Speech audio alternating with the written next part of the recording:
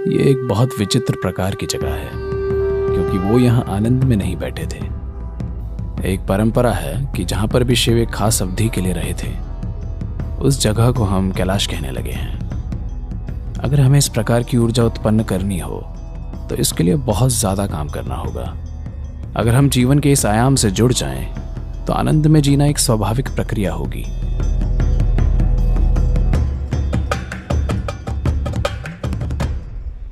ये एक ऐसा स्थान है, एक ऐसा पर्वत है जिसने युगों युगों से अनेक ऋषि हुआ यूं।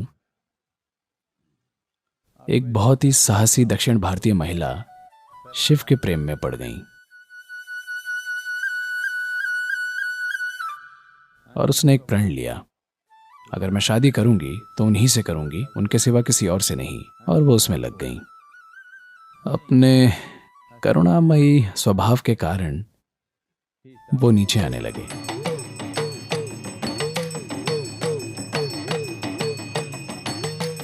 लेकिन अन्य जीवों का एक पूरा समूह, दूसरे देव देवियां, आकाशीय जीव नहीं चाहते थे कि उनकी दक्षिण भारतीय पत्नी हो, इसलिए उन सभी ने उन्हें रोकने के लिए बहुत सारी साजिशें रची।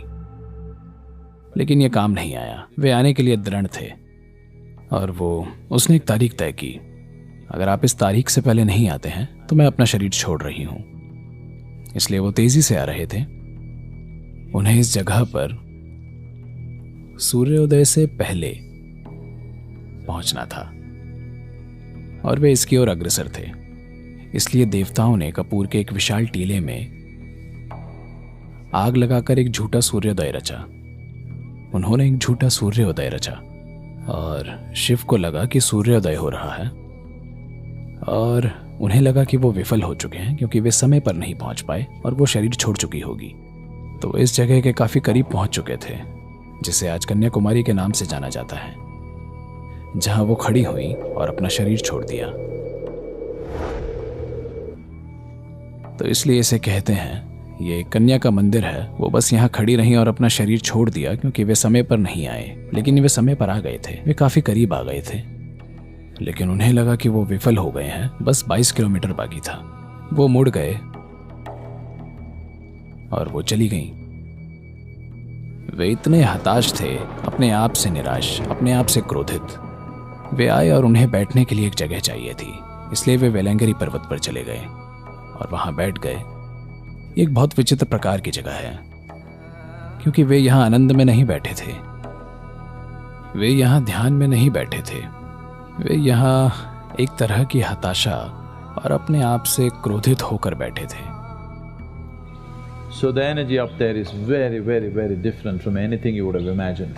तो वहाँ की ऊर्जा आपकी कल्पना की गई किसी भी चीज से काफी ज्यादा अलग है, क्योंकि वे वहाँ एक समय तक रुके रहे और एक परंपरा रही है, जहाँ भी शिव एक खास अवधि के लिए रुके, उस जगह को हम कैलाश कहने लगते हैं। तो ऐसे ये दक्षिण का कैलाश बन गया, क्योंकि उन्होंने यहाँ कुछ समय बिताया और इस जगह पर एक विशेष ऊर्जा निवेश की। कितने ही योगियों ने इसका अनुसरण किया और सदियों से, हजारों सालों से साधु और ऋषियों का यहाँ एक इतिहास रहा है। एक बहुत ही अनोखी प्रणाली का रहस्यवाद, जहाँ आमतौर पर उन्हें सिद्ध के नाम से जाना जाता है, या तमिल में उन्हें सिद्धर कहते हैं। दक्षिण भारतीय रहस्यवाद बहुत बहुत अनोखा है। आपको इस प्रकार का रहस्यवाद दुनिया में कहीं और नहीं मिलेगा। तो इस परंपरा में कई आए और एक योगी जो हमारे लिए महत्वपूर्ण है, वो है सद्गुरु श्री ब्रह्मा, जो 20वीं सदी की शुरुआत में रहे। और जब उन्हें शरीर छोड़ना था,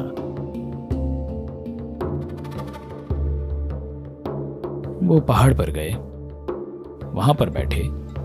और ये एक ऐसी अनोखी घटना है जो आज भी उतनी ही जीवंत है जितनी पहले कभी थी।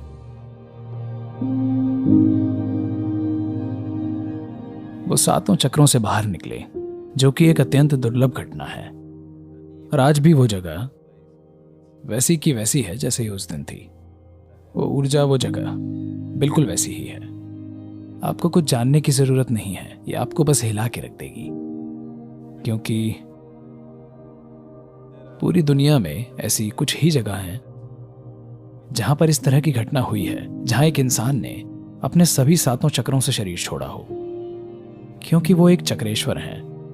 वो जो अपने 7 चक्रों से निकल सके उसे चक्रेश्वर कहते हैं। शिवा एक चक्रेश्वर के रूप में जाने जाते थे, मत्स्येंद्रनाथ एक चक्रेश्वर के रूप में जाने जाते थे, गोरखनाथ चक्रेश्वर के रूप में जाने जाते थे, और कुछ अन्य योगियों को चक्रेश्वर के तौर पर जाना गया है। और इन कुछ हजार वर्षों में ऐसे केवल मुट्ठी भर ही हुए हैं।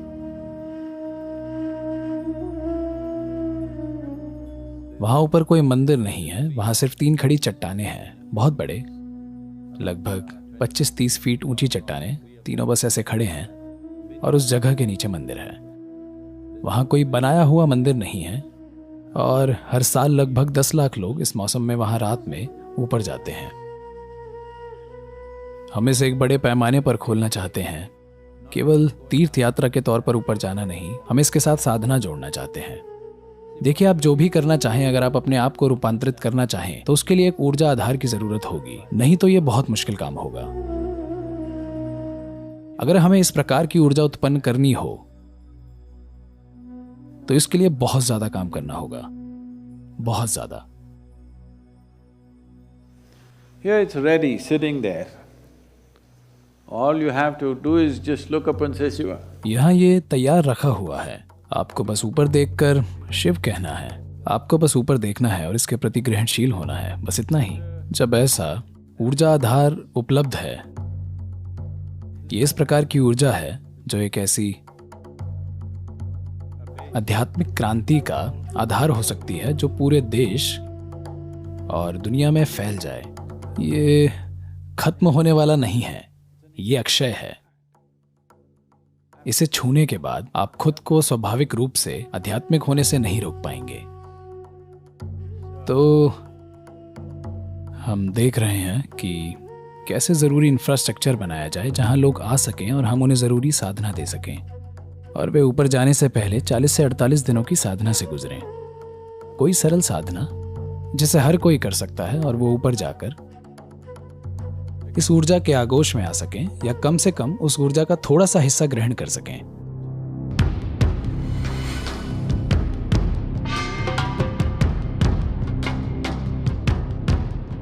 शिवांग का मतलब होता है अंग बनना। आप जानते हैं अंग क्या होता है? शिव का एक अंग बनना। आप ऐसे भी शिव के एक अंग ही हैं, ठीक है। शिवा मतलब वो जो नहीं है। वो जो नहीं है वो ब्रह्मांड में सबसे अधिक रूप से मौजूद है। वो जो है एक छोटी सी घटना है। तो जब हम शिव कहते हैं तो हम वो जो नहीं है उसका जिक्र कर रहे हैं। वो जो नहीं है उसके विशाल शरीर के कुछ अंग हैं। एक आकाशगंगा हो सकता है, कोई एक तारा हो सकता है, एक सौर मंडल हो सकता है, एक ग्रह हो सकता है, कोई एक परमाणु हो सकता है, और कोई दूसरा आप हो सकते हैं। लेकिन ये सभी शिव के ही अंग हैं, है कि नहीं? क्योंकि सब कुछ शून्य से आया है। आप शिव के एक अंग हैं, लेकिन आप उस जागरूकता के बिना जी रहे हैं। तो साधना को इस तरह से बनाया गया है ताकि इसे आपकी जागरूकता में लाया जा सके। मानव अस्तित्व की प्रकृति ऐसी है कि जिसके बारे में आप जागरूक ना हो वो आपके लिए मौजूद भी नहीं होता, है कि नहीं? तो लगभग 42 दिनों तक चलने वाली इस पूरी प्रक्रिया को बनाया गया है ताकि आप इस पूरी प्रक्रिया से होकर गुजरें और उस अनुभव तक पहुंचें, इसे अपने जीवन में स्थापित कर सकें कि आप वास्तव में शिव के एक अंग हैं, केवल इसलिए कि आपको लगता है कि आप खुद में एक अस्तित्व हैं। आप अस्तित्व के एक अनोखे हिस्से हैं जो अपने आसपास ना किसी चीज से ना ही किसी व्यक्ति से जुड़ा हुआ है। इसीलिए दुख है, इसीलिए अकेलापन है, इसीलिए संघर्ष है, इसीलिए डर है कि नहीं? अगर आप सच में अलग हो जाएं तो आप मर जाएंगे, आपका अस्तित्व खत्म हो जाएगा। आपका अस्तित्व जुड़ाव के कारण ही संभव है। लेकिन ये कितना दुर्भाग्यपूर्ण है कि जब आप इतनी अद्भुत चीज से जुड़े हुए हैं, उसके बारे में जागरूक ना होना, उसे ना जानना, उसके आनंद को अनुभव ना करना, मुझे लगता है ये अपराध है। तो शिवांग उस अपराध से बचने के लिए है।